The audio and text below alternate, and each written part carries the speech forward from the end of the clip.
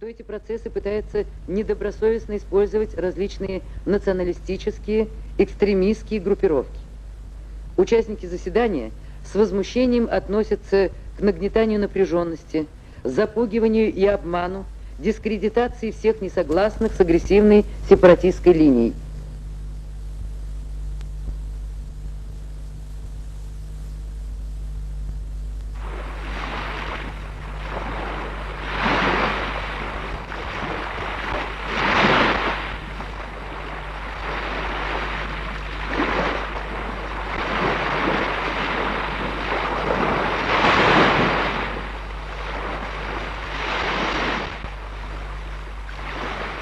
Tūkstantis 989 rugpjūčio 23 sukako 50 metų nuo tos dienos, kai buvo pasirašytas dviejų mūsų amžiaus galvažudžių Stalino ir Hitlerio sandėris, netrukus pastumėjęs Baltijos tautas Lietuvą, Latviją ir Estiją prie bedugnės krašto.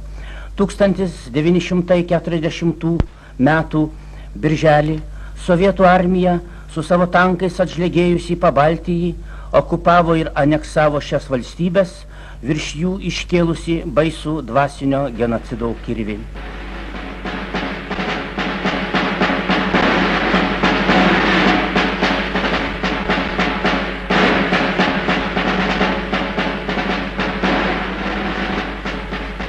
Mes nepalūžome, mes likome gyvi.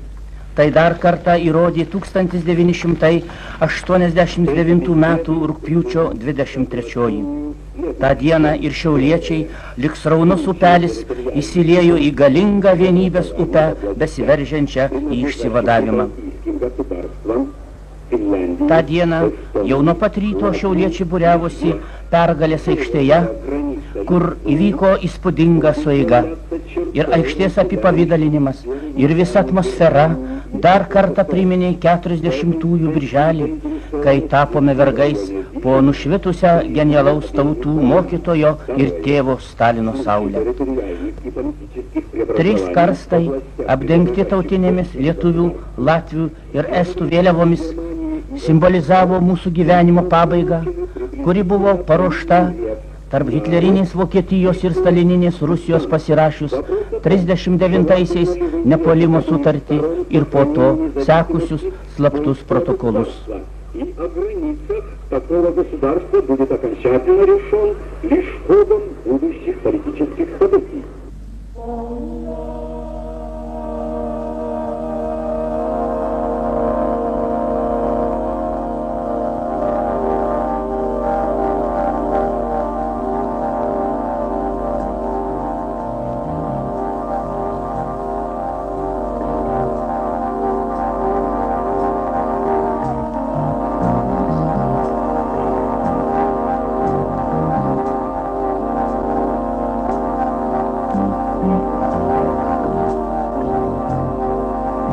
Sovietų raudonoji armija, prisidengusi skambių laisvės nešėjos vardu, vergiją atnešė ne tik 3 Baltijos valstybėms.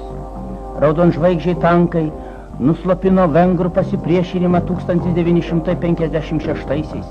Tie patys tankai užgesino Prahos pavasarį 1968-aisiais.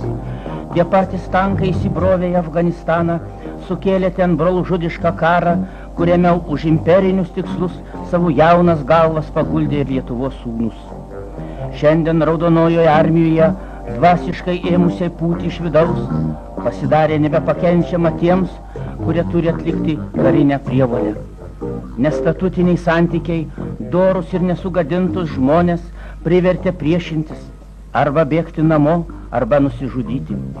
Protestuodami prieš tokią tvarką šlovingosiuose SSSR ginkluotosiuose pajėgose, jaunuoliai pakviesti Lietuvos laisvės lygos ėmė grąžinti karinius bilietus.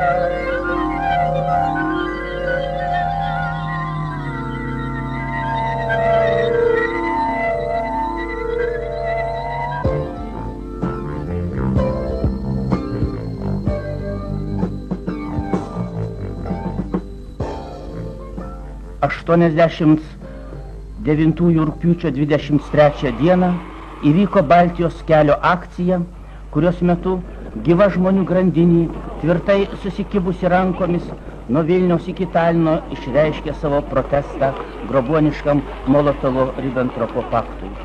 Akciją surengė Lietuvos persitvarkymo sąjūdžio, Latvijos ir Estijos liaudės frontai. Su žvakutėmis, gedulo kaspinais perištomis vėliavėlėmis stovėjo jaunas ir senas, mokytojas ir darbininkas, studentas ir mokslininkas. Stovėjo netramdydami džiaugsmo ašarų ir laisvai giedodami visą amžių širdise nešiotas giesmes.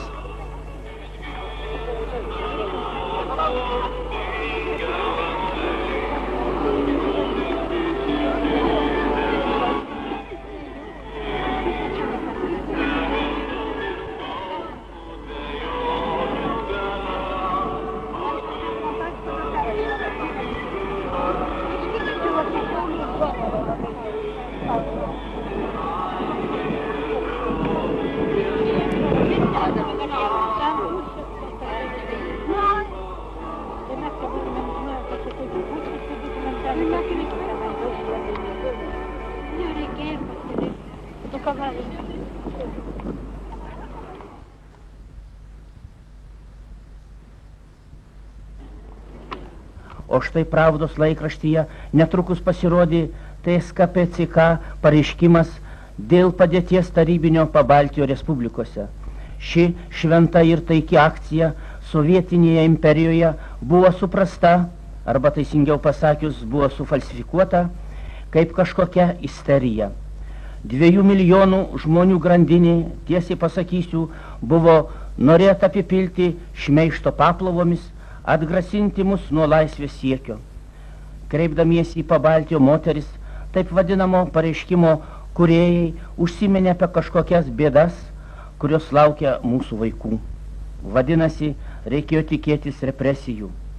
Užgrobikas gali visai pasielgti, tačiau anot patarlės šuo loja, o karavanas eina.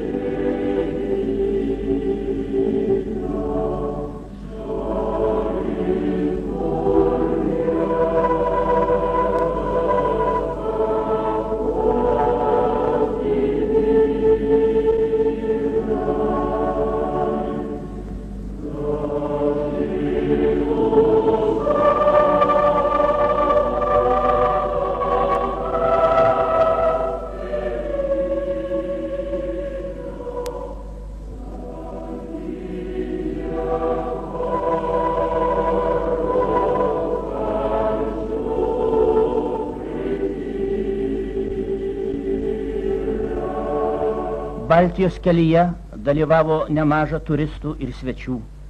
Studentė iš Čekoslovakijos ir studentas iš Vokietijos Demokratinės Respublikos, iš Greifsvaldo miesto Maikas Taifa, vieningai pabrėžė savo susižavėjimą Baltijos šalių vienybę, siekiant bendro tikslo tuo nuostabiu reginiu Lietuvos keliuose. Iš mūsų žemės niekas mūsų neišrovė ir niekas amžiais neišraus šaknų, įaugusių pas gimtą griovį, nebijančių ugnies, nei vėjo atšiauraus. Šiuo Bernardo Brazdžionio posmu būtų galima užbaigti pasakojimą apie 89 rugpjūčio 23 dieną Šiauliuose, apie šiauliečių dalyvavimą Baltijos kelyje. Tačiau kova už Lietuvos laisvę tęsis ir po mūsų. Ir tie, kurie šią filmą žiūrės tada, kai mes jau būsime išėję, tegul toliau neš aukštai iškėlę trispalvę ir niekam neleis ją sutepti.